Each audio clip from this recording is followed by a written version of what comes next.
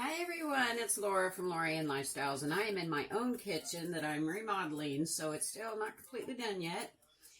But I picked up 378 pounds of beef today from the butcher. We actually have meat that is like a day or two fresh, flash frozen after it was butchered and wrapped, and freezer wrapped, labeled for us and everything, so we are very happy. I went to one of the Amish grocery stores where we get things really, really, really cheap. I paid, I think it was $1.19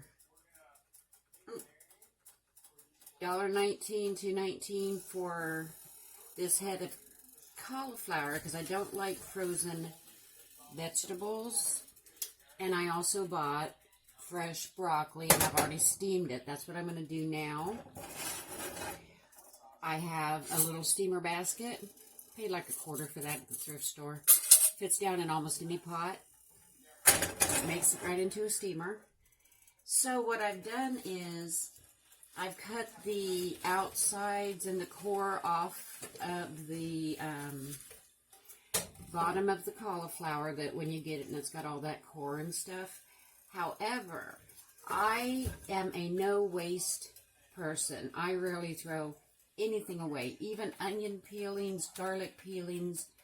If you talk to anybody who makes spices, these big companies that make spices, garlic powder and garlic salt is everything. The roots that you cut off and the peelings are all thrown in there. I make my own now.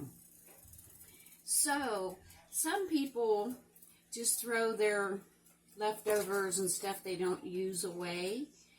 And then there's some people who have little bins that they have a certain name for. And the person that comes to mind is the great chef Amber Rell. She has a thank you for coming bin. Well, I have a I'll see you later bin because I will use this in stock. So what I'm going to continue doing is cutting off the rest of this later, because all I did was, I don't need the whole head for this. I'm making a chicken pot pie. We do not like cooked carrots. We don't like peas very well, but they're okay. I don't like the potatoes that are in bottom ones. So we decided we wanted one that was a cheesy chicken and broccoli casserole with mushrooms and cauliflower. So that's what's going in our pot pie.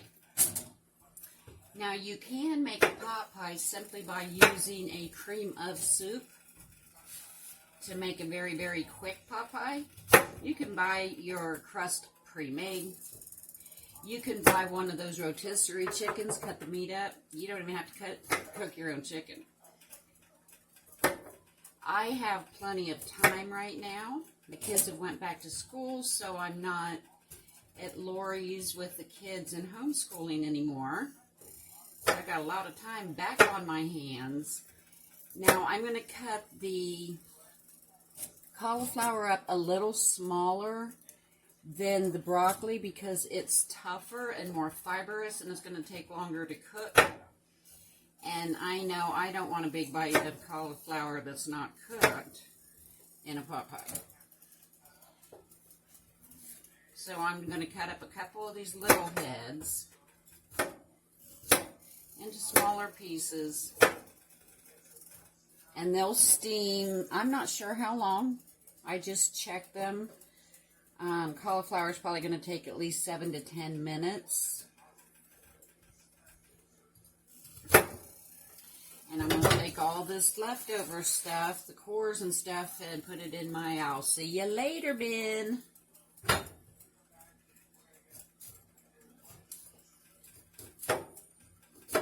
Yeah, actually the cores and like the roots of vegetables, the stuff that most people throw away, usually has a lot of minerals and vitamins, and the fiber that you eat your vegetables for it is a very fibrous part, but it can be put into soup. If you make a carrot soup, you can make any kind of soup out of any kind of vegetable. But even the stalks of the cauliflower, the stalks of my celery that I don't eat, I use all of that for stock.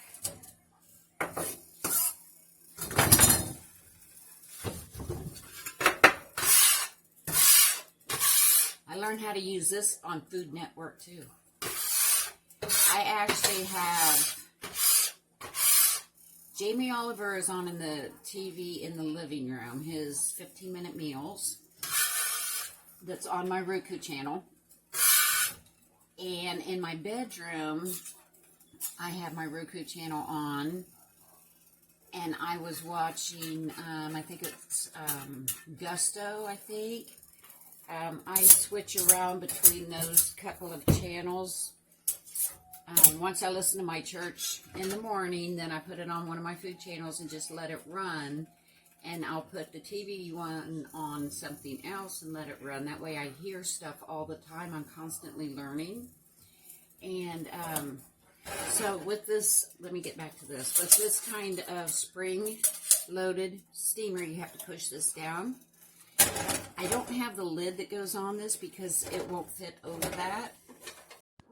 Alright, I'm back, and I actually have already drained off most of the broth that I had thrown in here with the, you can see, this is the end of the cauliflower I cut off.